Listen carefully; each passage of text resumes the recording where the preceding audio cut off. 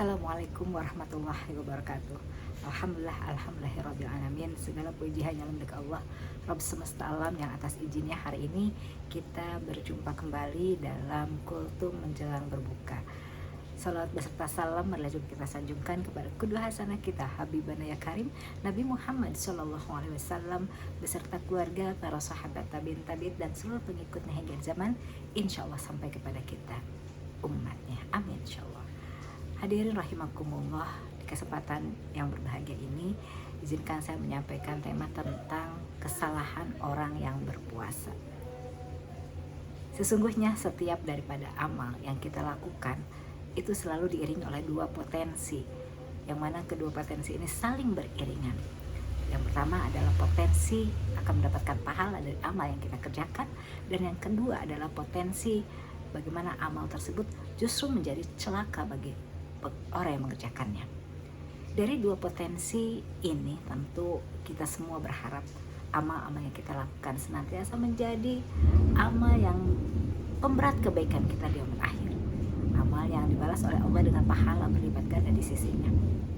Namun ternyata kita harus waspada, karena kita juga dikatakan dalam Quran surat Al-Ma'un ayat 4 khususnya dikatakan a'udzubillahi minasyaitonirrajim bismillahirrahmanirrahim fawailul lil musallin. Sesungguhnya celakalah orang-orang yang sholat.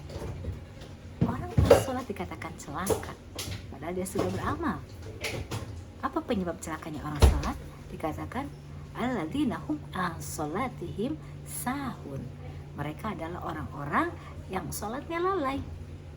Nah, jika ibadah sholat saja dikatakan bisa berpotensi celaka jika lalai mengerjakannya atau tidak bersungguh-sungguh dan sebagainya, apa kabar puasa kita? Apakah saum atau amal yang sedang kita laksanakan ini juga berpotensi untuk tidak berpahala?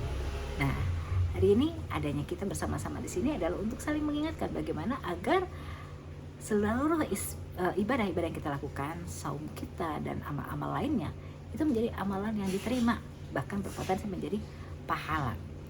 Ada beberapa hal yang harus kita cermati agar puasa kita ini tidak menguap begitu saja pahalanya.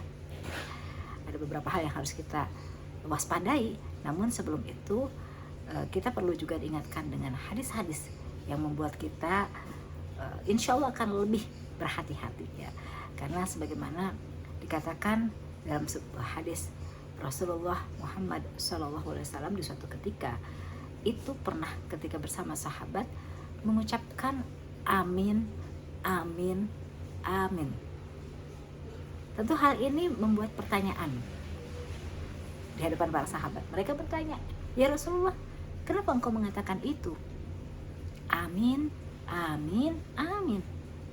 Lalu apa jawab Rasulullah? Sesungguhnya tadi malaikat Jibril lewat dan menyampaikan kepadaku bahwa sesungguhnya Allah melaknat orang-orang yang ketika datangnya Ramadan namun tidak mendapatkan ampunan dari Allah Subhanahu wa taala.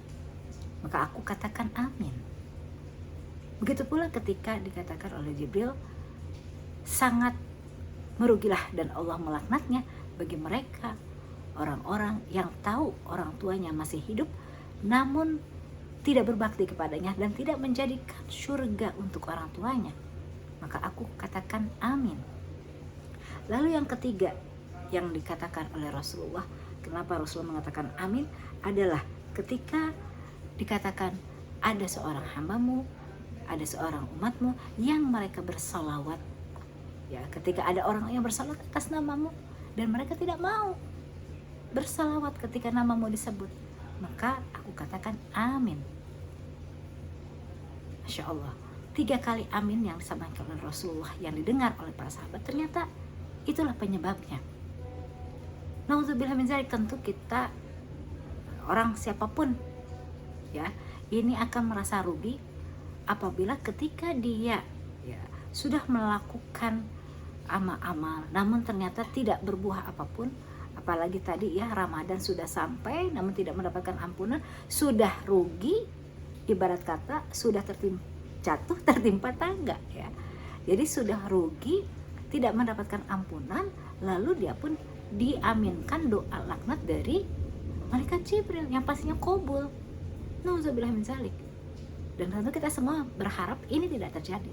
Lalu ada hal-hal yang harus kita persiapkan agar amal-amal kita semuanya berbuah pahala. Apa saja? Yang pertama tentu saja kita harus meluruskan niat. Karena amal yang tadi dikatakan berpotensi berujungnya bukan pahala, tapi sebaliknya ya, ini adalah karena awalnya tidak diawali dengan niat yang ikhlas. Kita sudah sangat hafal hadisnya innamal a'malu binniyat ya, bahwa segala sesuatu itu kembali kepada niat. Luruskan niat apapun yang kita lakukan, berbaginya kita karena Allah, tersenyumnya kita karena Allah, saumnya kita karena Allah, dan semua amal-amal lainnya niatkan karena Allah.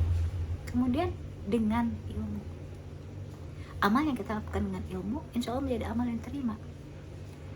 Dalam sebuah hadis dikatakan seorang faqih, ahli ilmu, lebih ditakuti oleh setan daripada 1000 orang ahli ibadah namun tanpa ilmu. Insya Allah ya, setan sampai takut jika bertemu dengan seseorang yang beramalnya dengan kefakihan atau ahli fikih ataupun mereka orang-orang yang paham dengan ilmunya, ketimbang dengan ahli ibadah tapi nggak tahu ilmunya. Dalam video saya sebelumnya juga pernah disampaikan bahwa apabila seorang beramal tanpa ilmu, maka fahuwa radun atau amalnya tertolak. Nauzubillah min dzalik.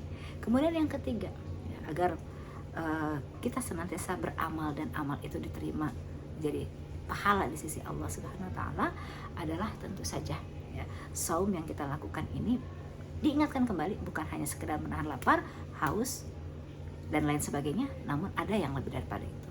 Itu kita ingin saum kita membentuk karakter menjadi orang-orang yang lebih bertakwa, lebih baik di hadapan Allah Subhanahu wa taala.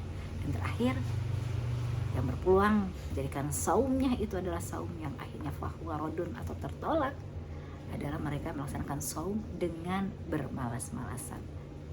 Nah, ini juga insya Allah adalah hal-hal yang harus kita hindari, dan yang disampaikan tadi adalah bagian daripada bagaimana kita bentuk kewaspadaan kita agar kita yang selama ini memperbanyak amal, khususnya di bulan Ramadan ini, berharap mendapatkan lebih banyak pahala di sisi Allah Subhanahu wa taala, ini tidak menjadi amal yang sia-sia, namun menjadi amal yang diterima di sisi Allah Subhanahu wa taala. Insyaallah semoga apa yang sudah kita lakukan bersama keluarga senantiasa tercatat oleh Allah sebagai amal-amal solih pemberat kebaikan kita di yaumil akhir. Amin insyaallah. Demikian yang saya sampaikan. Selamat berbuka puasa. Semoga Allah menerima amal ibadah kita hari ini, dan semoga kita diberikan kekuatan hingga esok kita bisa melanjutkan saum kita dengan lebih baik lagi. Hatur nuhun. Assalamualaikum warahmatullahi wabarakatuh.